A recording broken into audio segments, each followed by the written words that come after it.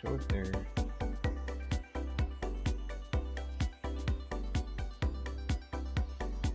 Get into Zwift.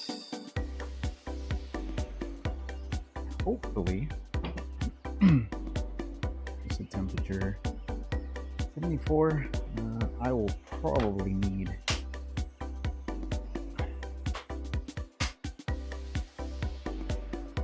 definitely need this fan for sure.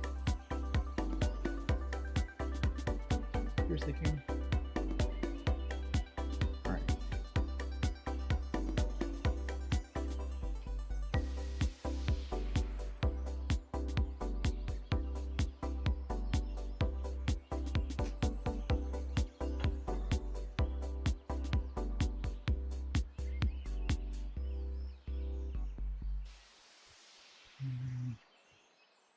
Do these live.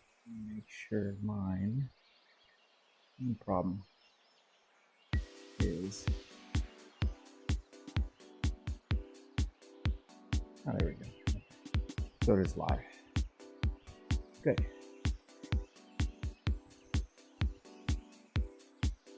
Sound is good.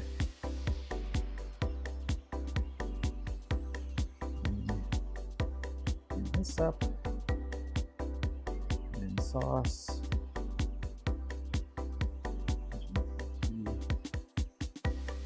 Discord chat. Mute myself for now. It is time to warm up for quite possibly one of the most difficult PTTs. Only because it starts off uphill and then we go into what basically the longest flats ever. And I am not a fan of the France map flats because it is just like long, windy, and like you really feel like you're in the saddle with no options to really get out of the saddle and kind of release the tension. So appreciate you guys joining. Got a little over, I think, 15, 20 minutes maybe. So feel free to come and go as you please. But I do appreciate you sticking around. Do remember there are things. So if you want to motivate me in any way, there are different redeemables that you can activate on the stream. And if the Stream Deck plugin is working, you will get a notification in about a few minutes that shows what the commands are for that. So I think about 22, 23 minutes. So just warming up right now because today's stage, if you are not warm, you're gonna suffer. Because we're literally going out the gate straight uphill. So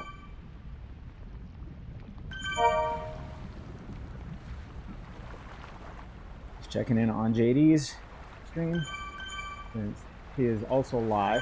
And remember, if you are watching, do all that good YouTube stuff.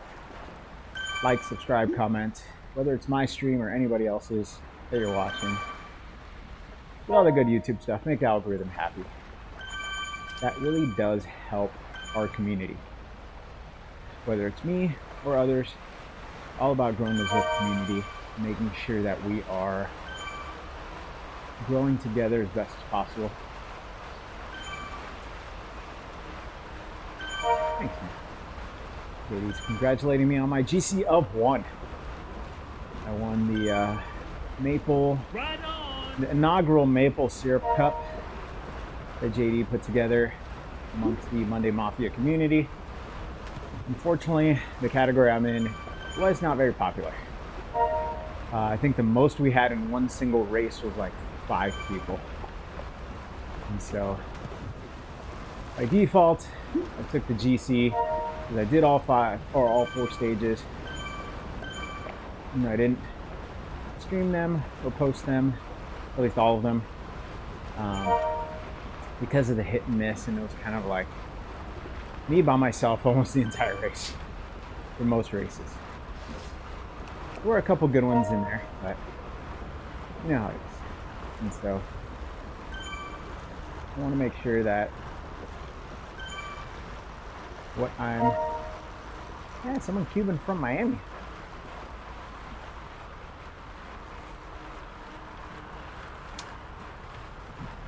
I want to make sure that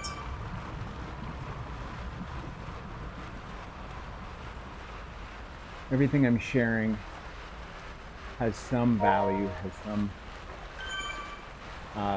something to pull from. Why is there wrecked boats over there on the right hand side near the Jarvis map? Interesting. And so I feel like me by myself racing or riding, because really the Monday's race was basically a zone 2. Like, that's all I did. And I did record it, and I will post it, because through the race I was talking about how to maintain zone 2 while having your trainer difficulty at 100% while doing hills. I know there are some people that believe it can't be done. Now, it's not ideal, and I will say that my heart rate was probably in the upper band of zone 2, and so it wasn't something that I think just anybody can benefit from if you're truly wanting to stick into zone 2. I think any volume you do where you stay steady is going to benefit you. I've heard a lot of conversations between Evoke Bikes and Trainer Road and all the other big name cycling podcasts talk about, zone 3 or tempo training. And I feel like whatever you do, as long as you're consistent, you're getting ample time on the bike, it's going to benefit you. The caveat is, the lower the stressor, the longer you have to do. So if you're doing zone 1, then you've got to spend hours. And I mean, like, at a minimum 3 to 4 hours before you start to see benefits when it comes to ketosis. So if you're going to do a long zone 1-ish ride, and you're going to stay in that zone 1, zone 2 range, after about 3-ish hours, you'll start to really deplete your muscle glycogen and liver glycogen to the point where you'll be burning enough fat to produce ketones at a good amount. And so that is probably the quickest way to get into ketosis if that's what you want to do. Do a long 3-4 hour ride, easy paced, electrolyte water, and that's it. And I guarantee you'll hit a good number in that time frame. Every time I've done it, I've gotten into ketosis very quickly. And quickly, 4 hours on a bike is not quickly, but it's quicker than fasting for 24 hours or going ultra low carb for a week. That's the realistic time frame to put you in a decent state of ketosis. Remember, the goal is to deplete your liver glycogen enough to where your fasting blood glucose is in the 70s, 80s, and your body will naturally look at it as like, okay, we need to start burning fats so that way we have energy on reserves and we're giving ourselves everything we need to sustain ourselves, if you have it available. Not everybody does, so not everybody needs to do that. I've got plenty on reserve still. According to my new scale, apparently my right arm has less of it than my left arm. My right leg has significantly less than my left leg. But this is why I'm skeptical about, hey, little duck. This is why I'm skeptical about scales that have the electrodes that supposedly measure your body composition. And it's because I have a rod and 4 pins in my right leg, and I know that throws off those types of devices. But it is kind of nice to see it. And so, Cubano from Miami.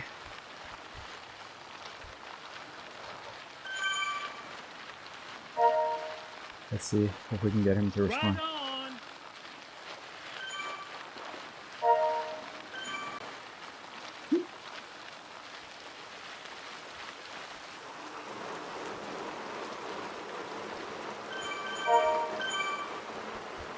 The other thing you should be doing if you're in a robo-pacer ride, jump in, chat, say hello, be friendly.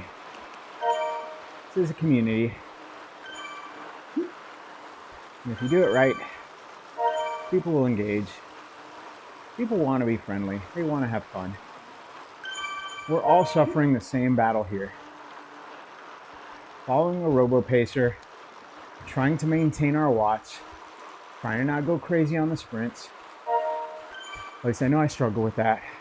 I know a lot of other people struggle with that too. There's a couple of people that when I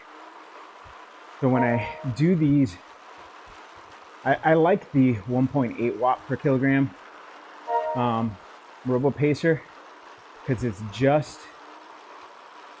like in the middle of my zone 2, if not on the lower end of my zone 2. And so it's a good pace, good tempo, and the routes usually give me an opportunity to get out of the saddle where I can kind of not be static on my saddle. And then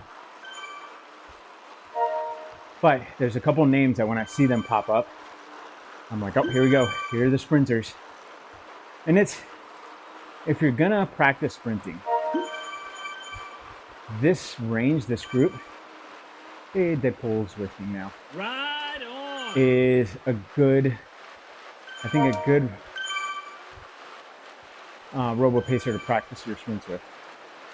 Because what you do is when you're coming up to the sprint segment, you drop to the back of the group and so far back that you start getting that 70 meter warning, that you're 70 meters back, catch up, so you don't get dropped.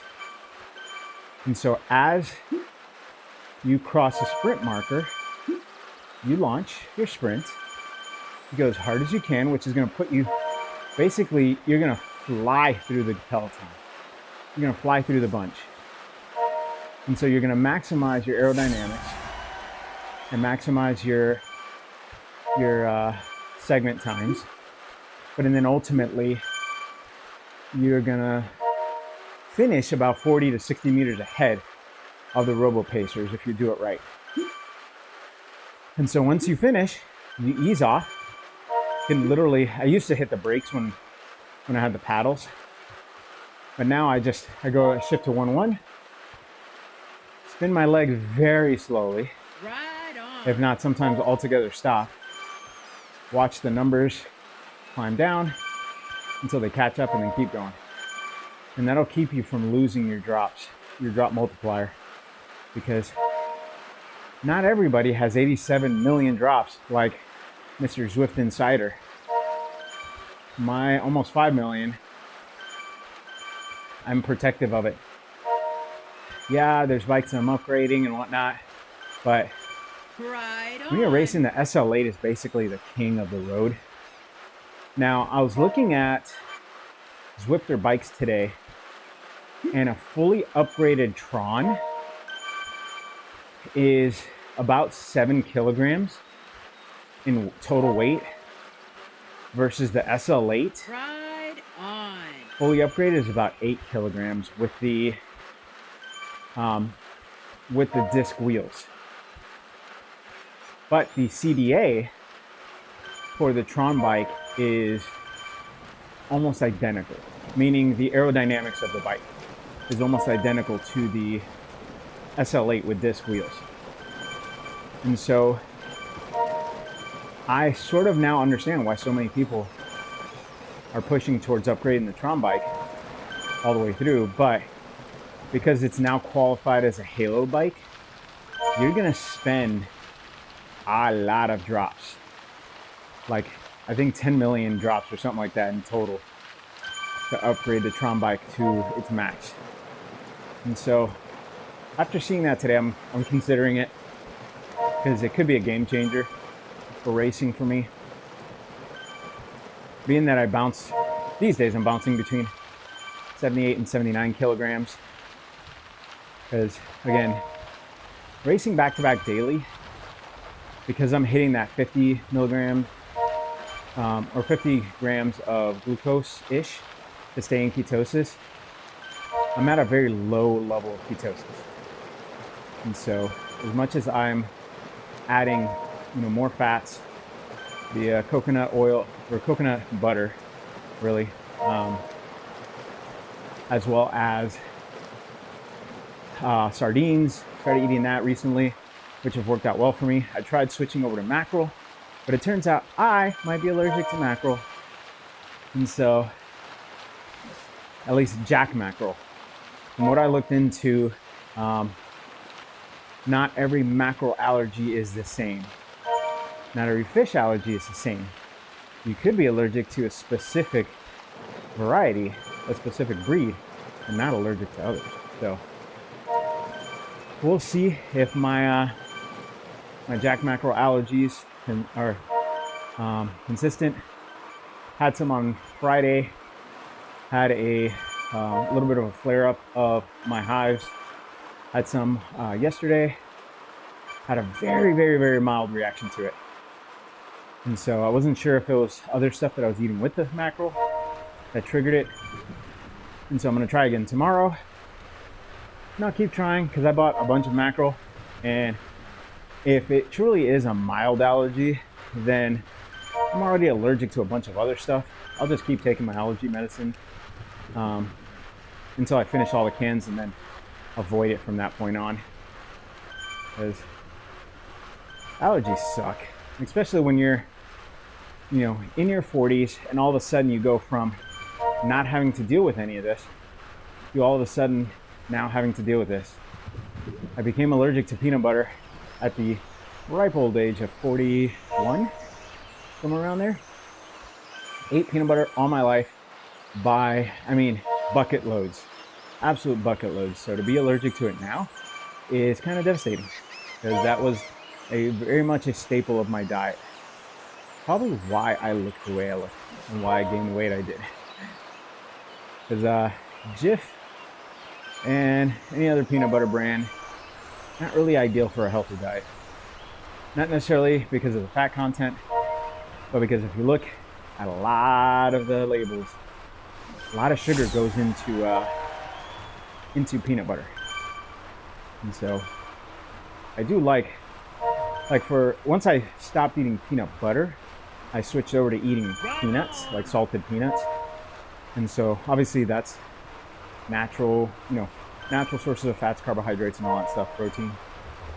And so that worked out well, but I also would I'd eat so many peanuts that, especially the salted peanuts, that my mouth would literally be like rubbed raw from the peanuts. So,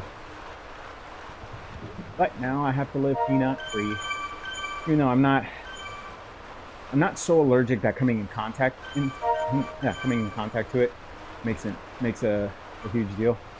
Like I can eat like Chick-fil-A because they make their food in peanut oil, and I have a mild sensitivity to it, but nothing that requires an EpiPen and hospitalization. And so I take my risks where I can. And that's kind of how things go. All right, I'm gonna check on the team as I'm rambling on to see my Discord overlay has disappeared on my screen. Hopefully it's still showing.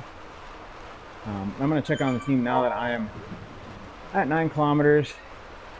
Not necessarily sufficiently warm, but warm enough.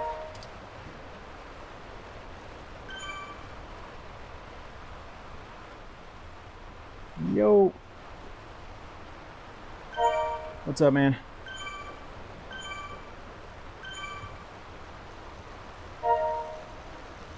Yeah.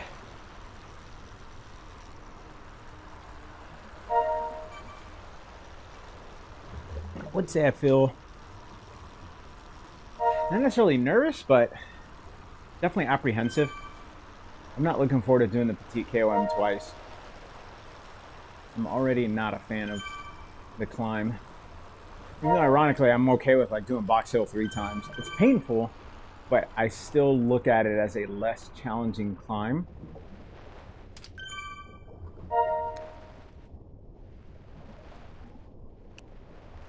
It's been so long that I've been on this side of the hill that that's the one aspect that I'm kind of like, when I watched the video earlier, when I watched the race earlier, I was like, okay, it's a side where I don't feel like it's going to be as hard until it's not. But the last kilometer is really the hard part. Everything before that is we're under 5% and really in the like 2 to 3%. And so my thing is I don't want to look at it and be like, oh, we'll be fine, and then completely blow up on the first climb.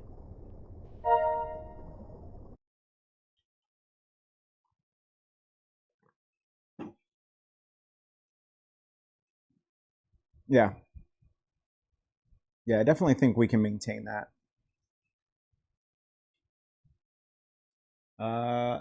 Name sounds familiar.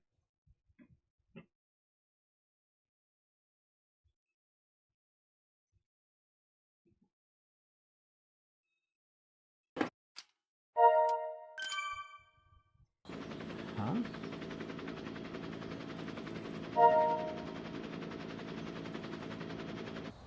Wow. Oh, but how is he able to do that? That.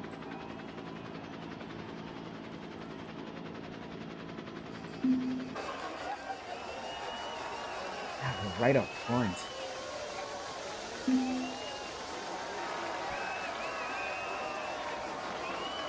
Yeah.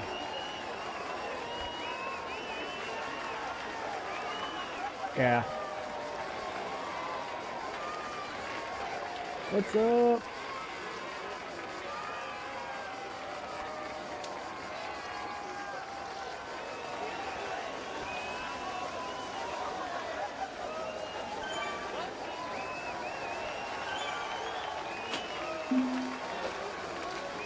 No, the Cadex, yeah.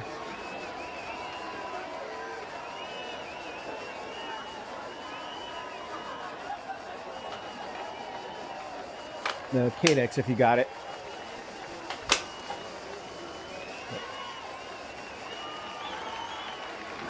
Your lightest weight disc wheels. If you have the GT Swiss or the oh my god, I'm not forgetting the other ones, the NBs. No, not the NBs, the Zips. I think on the next fastest, lightest set. Zip 858s.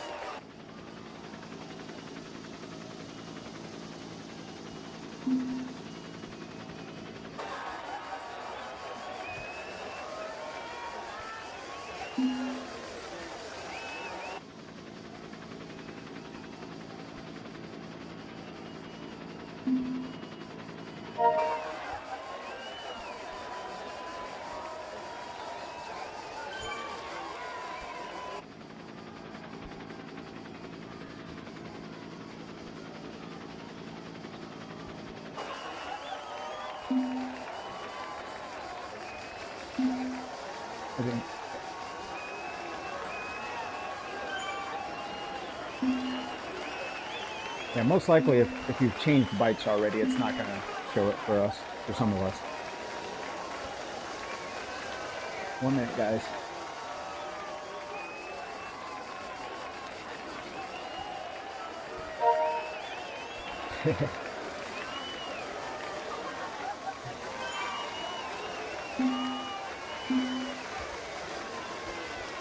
Yep.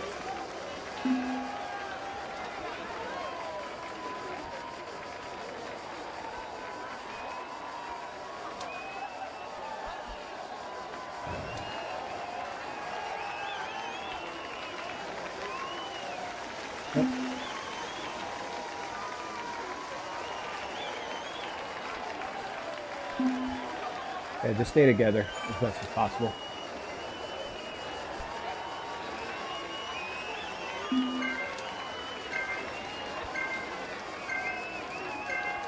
Yep. There you go, boys.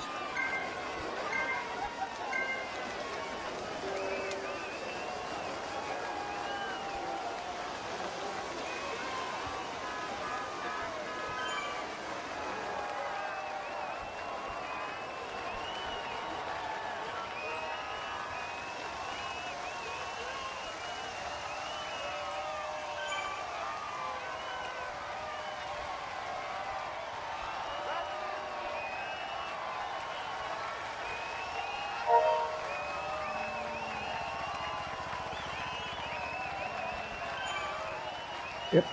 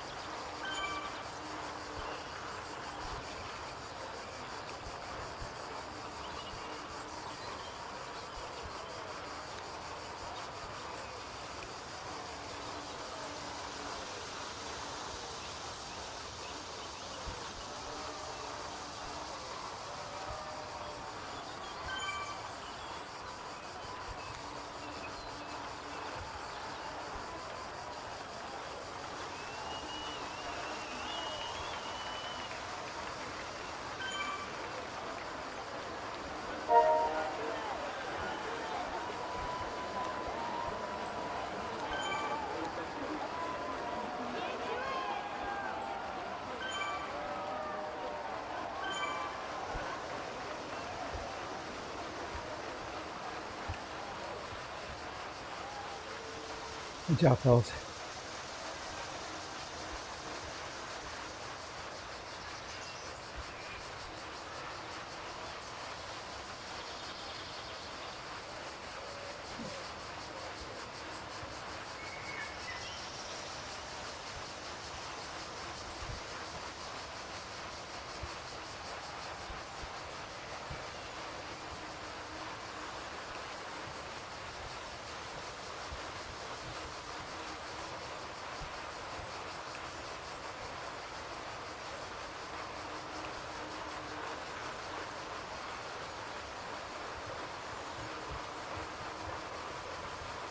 That first flat spot is where the real work happens.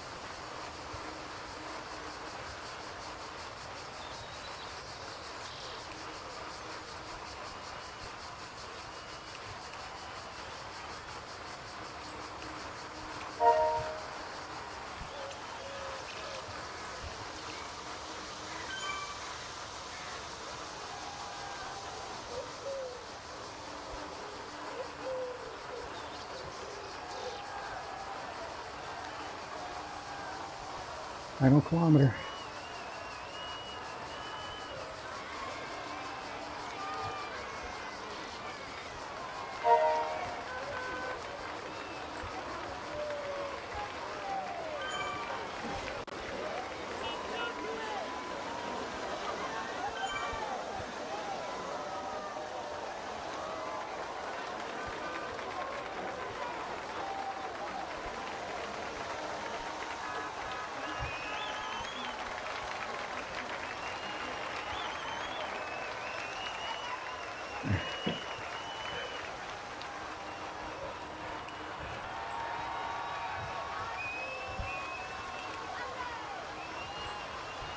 And next move is top. We got this.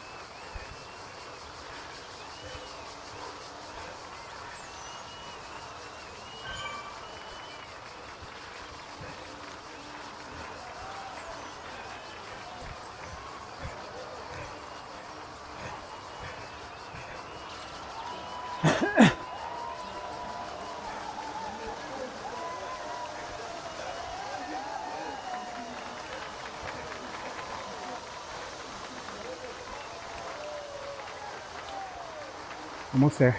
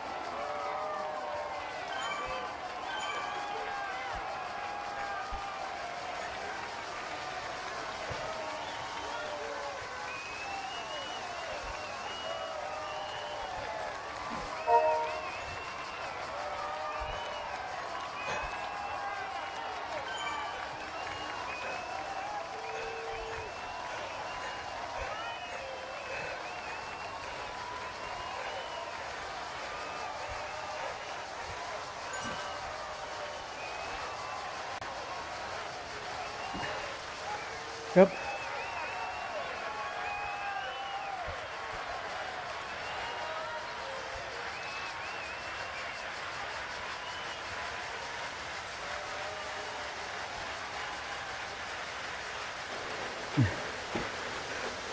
Thanks for drinking.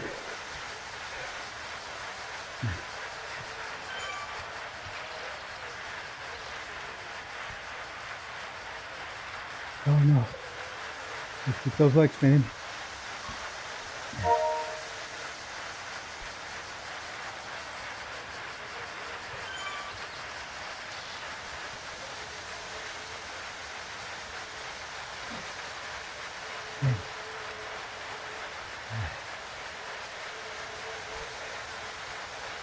Yep.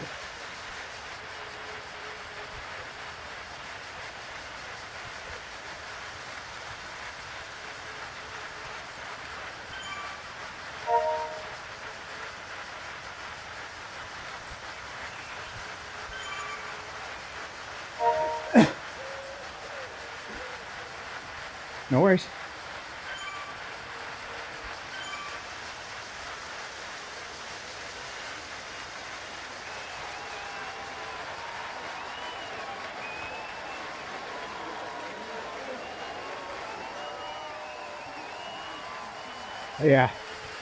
Yeah, we can ease up a little bit, and you'll basically hit us as we hit the flat. You just keep rolling.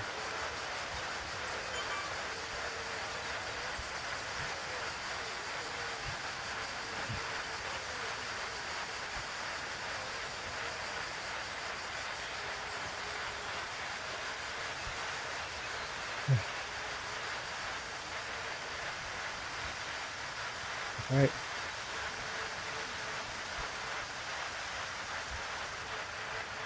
Yeah.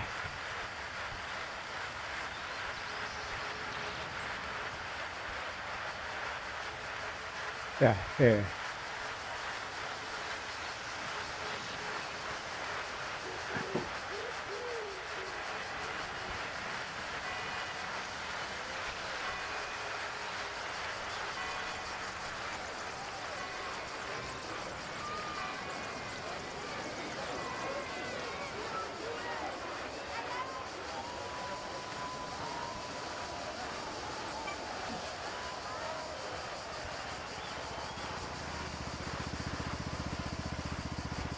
There you go, Paul.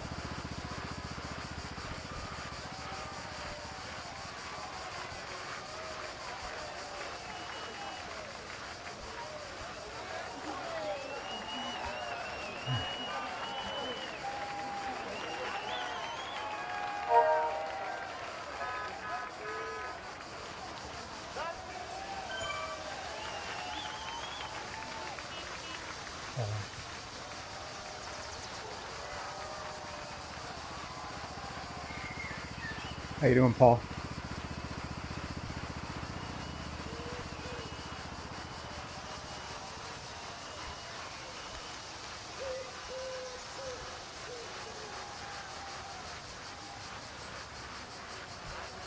Oh, I'm pushing into the group too.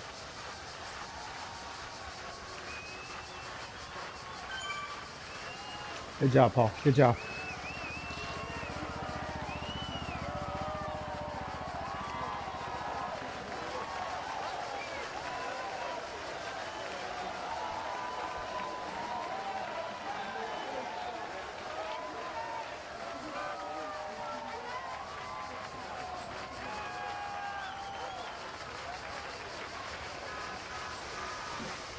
Fucking epic job, guys.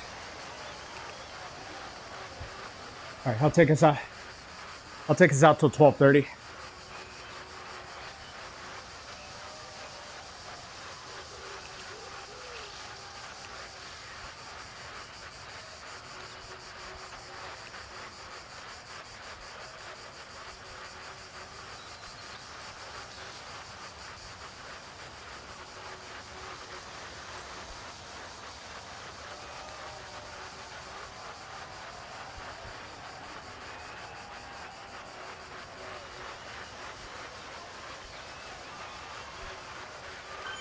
Yeah, we got the aqueduct coming.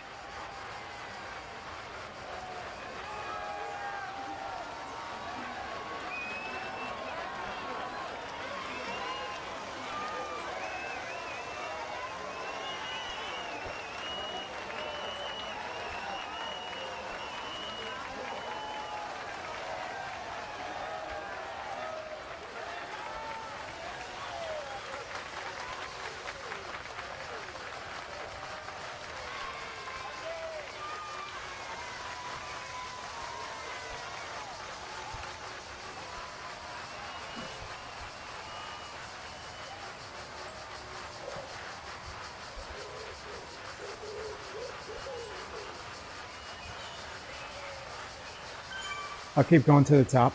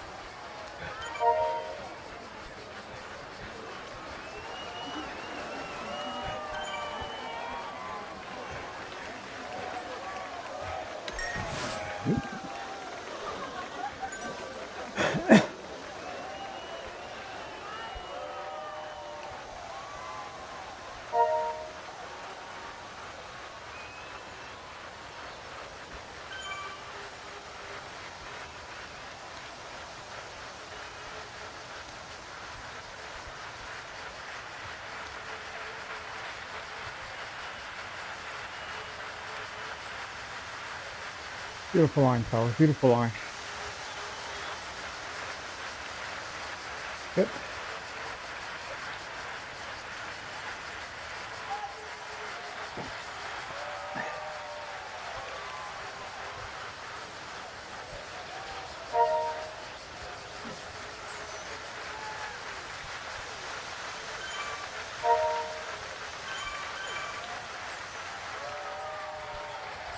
I'll take it since I'm already up here. Miguel. Yep. Take us out to 17.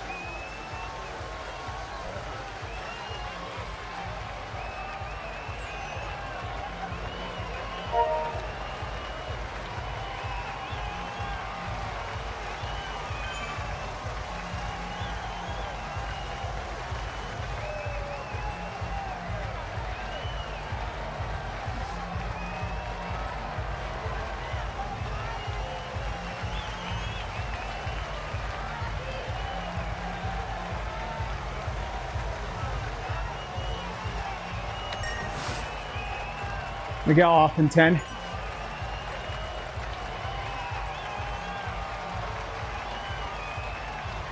Three, two, one, easing back.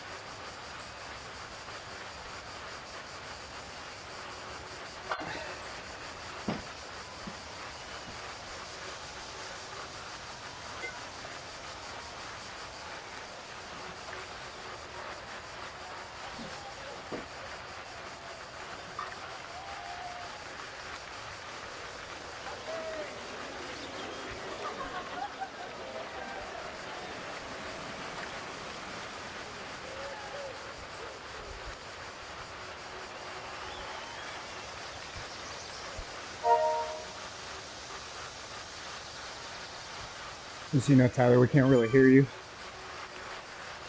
So if you want to just put your hand up once you're done.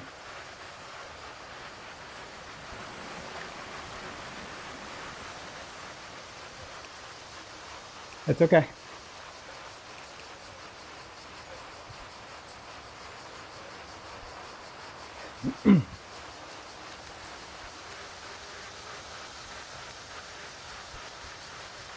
Okay.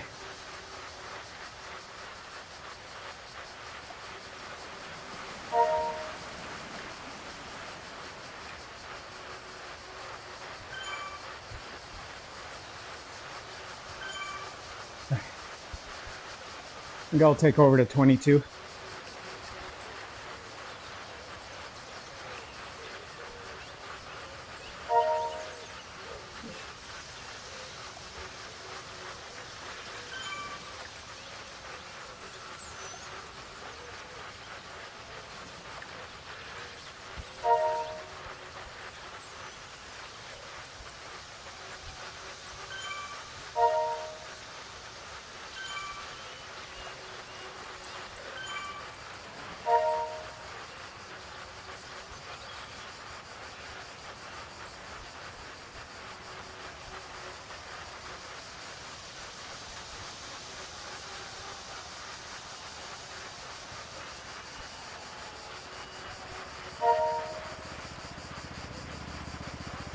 That's fine.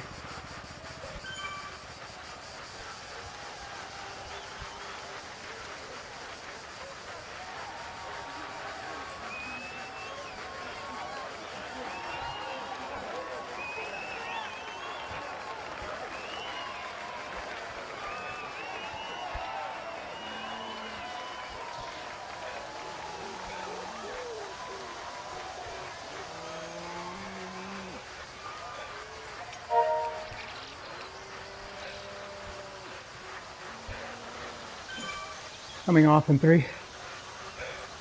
All right. I'll ease back.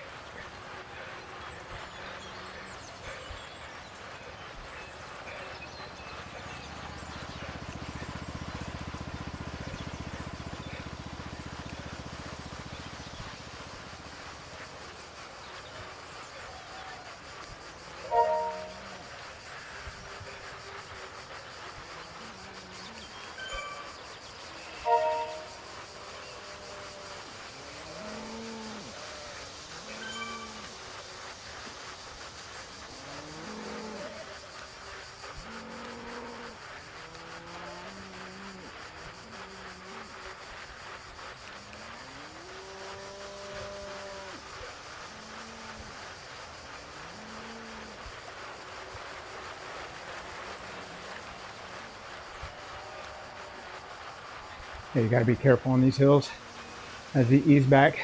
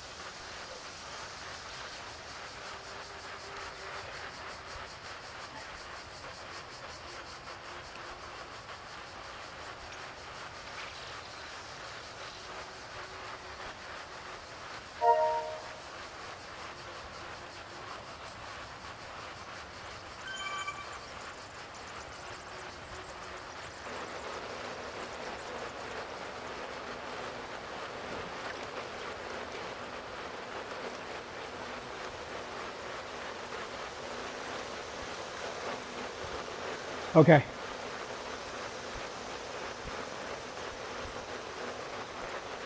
I'll take us to 27.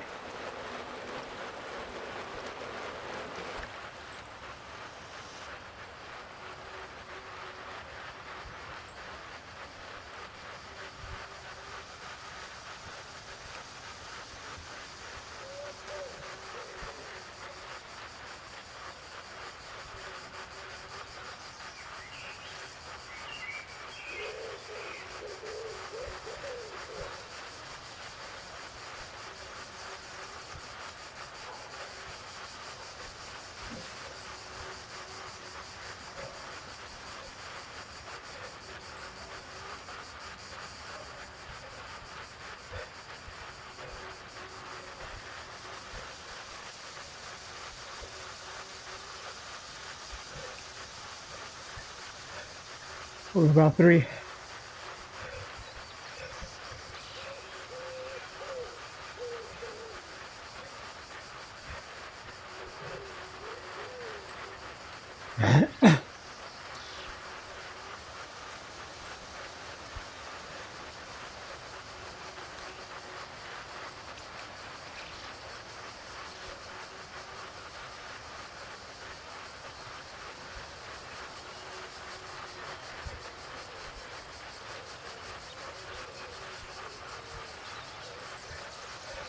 Coming off in 5. All right, easing back.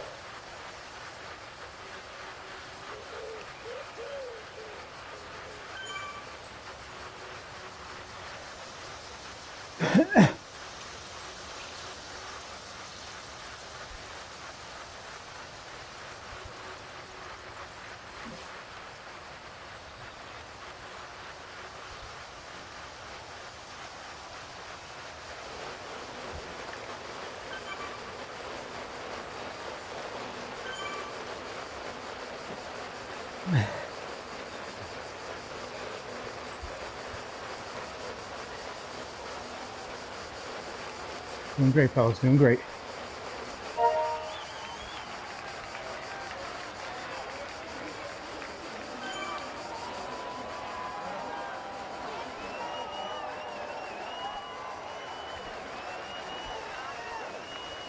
I can head up to the front.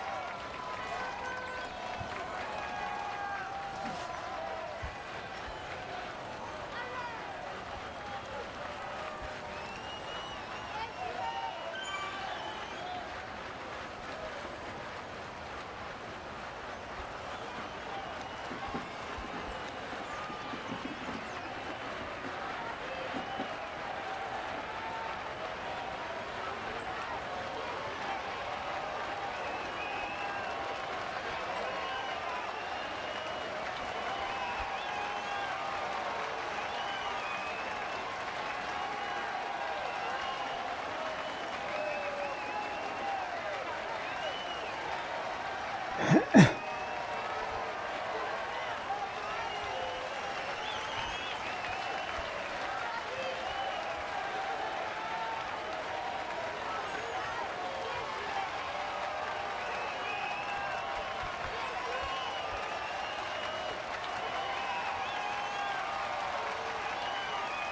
sure to rotate through on that second wheel. I know that can be hard.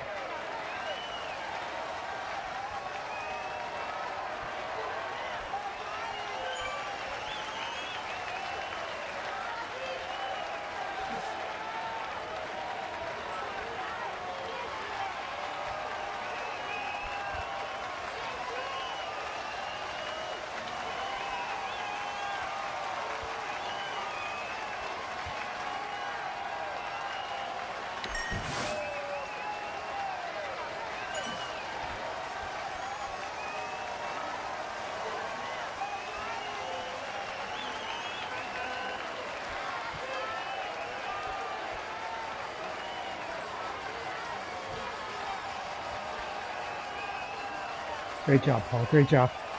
Almost there.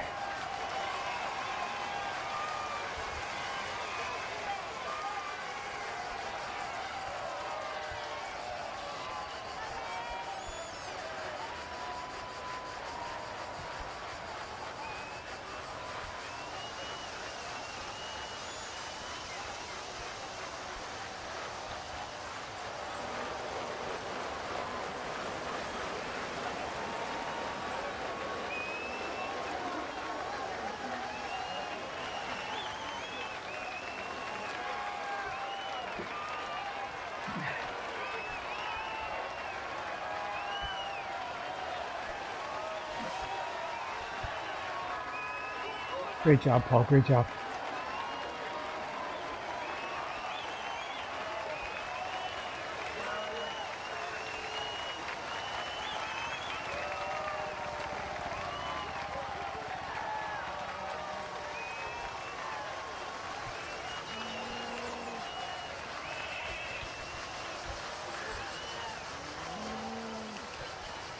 That's fine.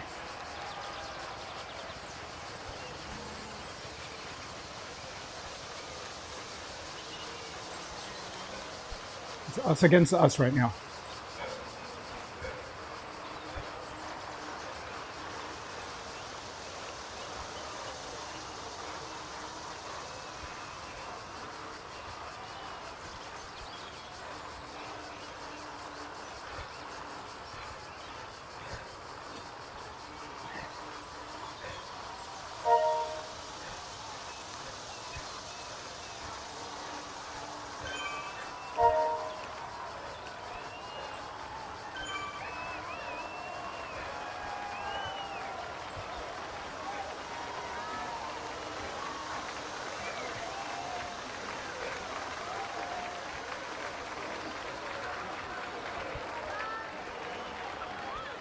Hey.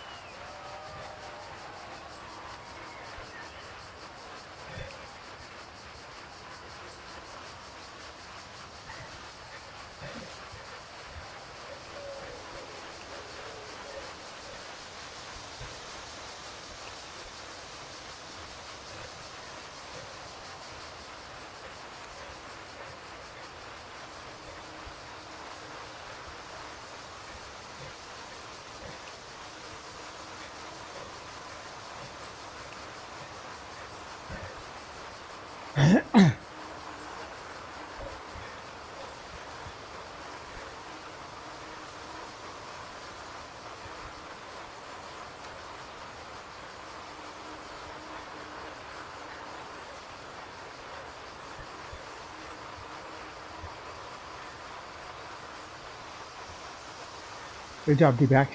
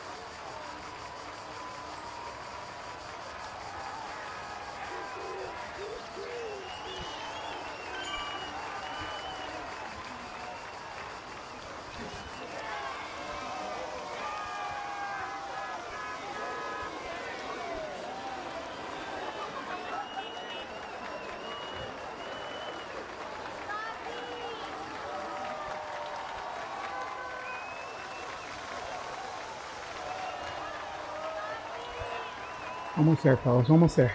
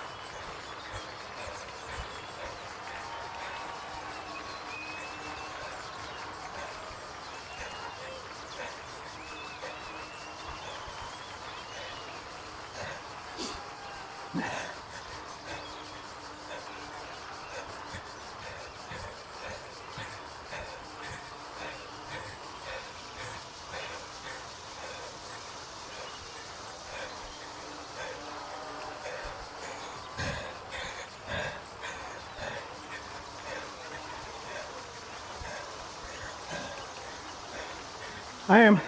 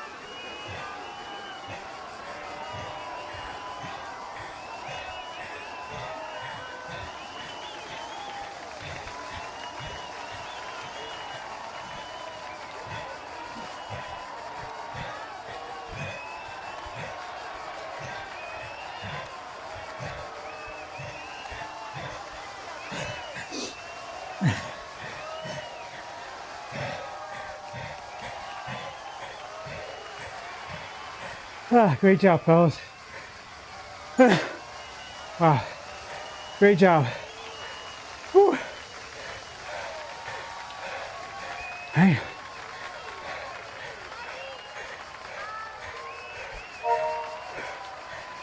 Yeah. Ooh, got a nice gap on OTR. Great job, fellas.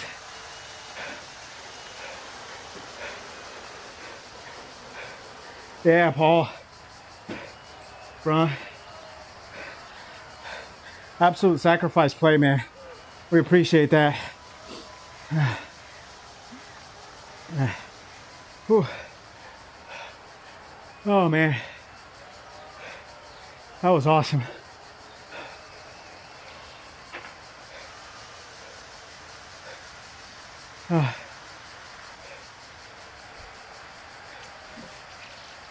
Yeah.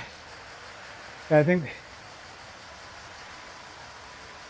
yeah, right now we're hovering in the 12 to 15 on them.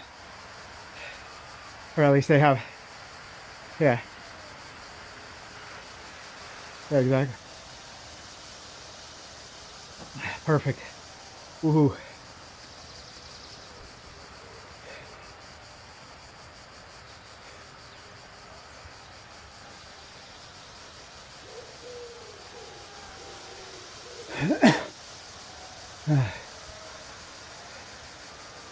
Ooh. Oh, man.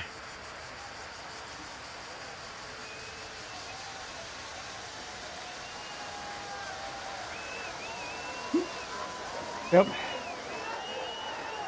Yeah, man. Tough pulls. Very strong pulls.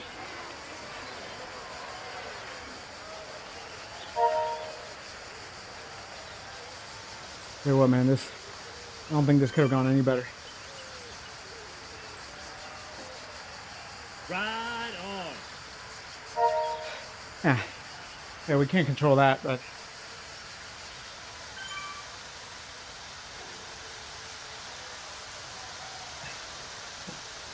yeah. The W2R got us by 7 seconds, almost 8 seconds. And so we closed a big gap on them.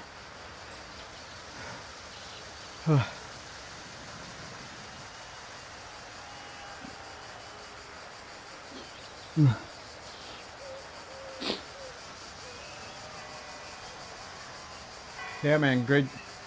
Yeah, thank you, Radim, for the extra long text message in Discord.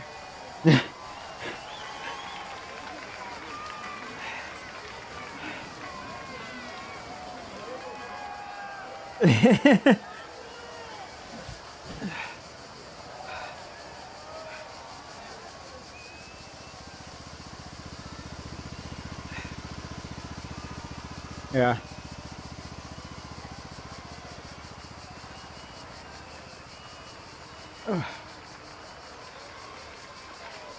Yeah, I was hovering around like 280 to 300 ish at 100 110 RPM. Like I've never held that kind of RPM on a sustained effort. So it worked out. Yeah, normally I can't hold that RPM for that long. Like it's very hard for me to sustain that. I'm usually in the 80s or low 90s.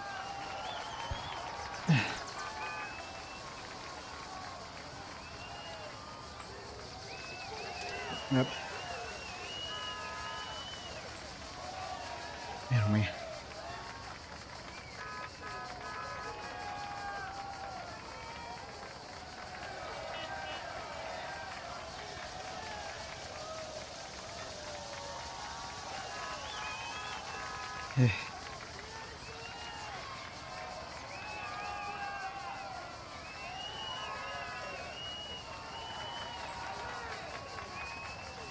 Yeah.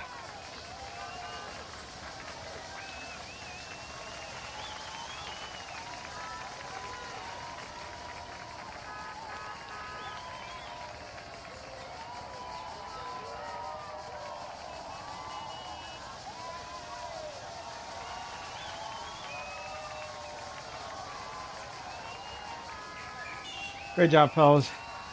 Thank you, guys. Yep. Have a great night, fellas. See?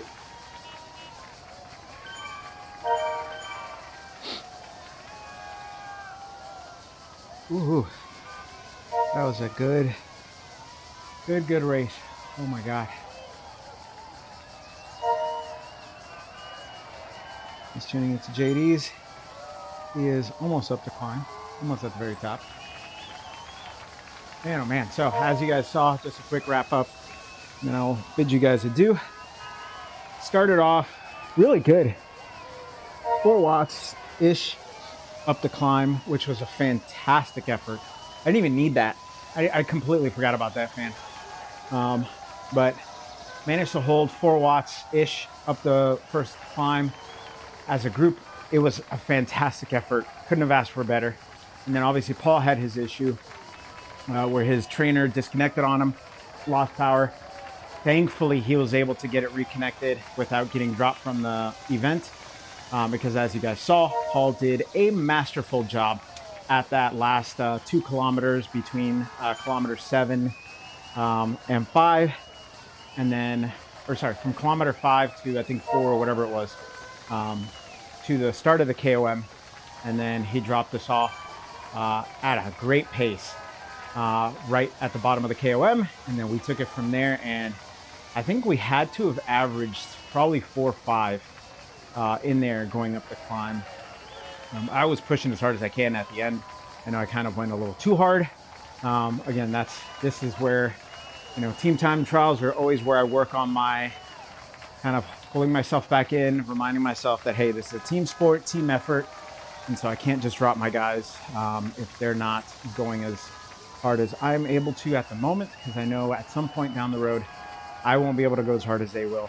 And it is the right thing to do, to work together as a team on a team trial. And as you guys saw, or as you see, we are still in second place on the stage.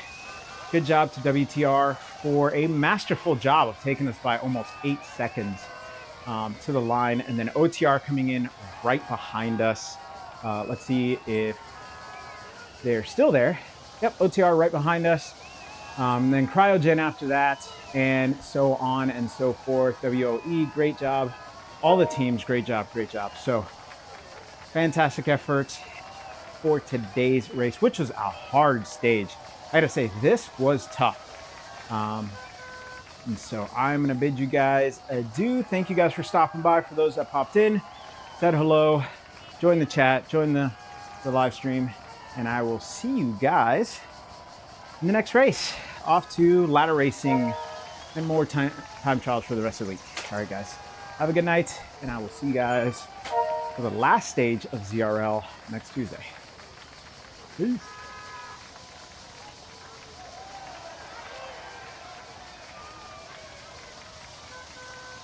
That's a good effort.